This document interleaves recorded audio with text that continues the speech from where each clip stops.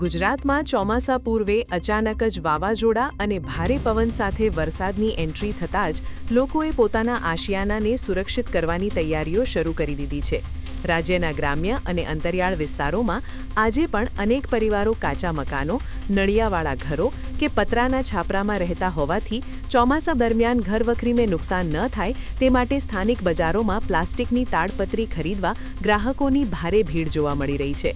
વરસાદી પાણીથી બચવાના આ દેશી અને મજબૂત જુગાડ માટે લોકો આખા ચોમાસાનું આગોતરું આયોજન કરીને મોટા પ્રમાણમાં ખરીદી કરી રહ્યા છે.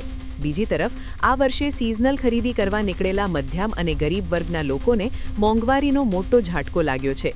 પેટ્રોલ ડીઝલના ભાવ વધારાને કારણે ટ્રાન્સપોર્ટેશન અને કાચા માલના ખર્ચમાં વધારો થતાં પ્લાસ્ટિકના ભાવમાં પ્રતિ કિલોએ 40 રૂપિયાનો સીધો ઉછાળો આવ્યો છે, જેથી ગયા વર્ષે 180માં મળતું પ્લાસ્ટિક આ વર્ષે 220એ પહોંચી ગયું છે.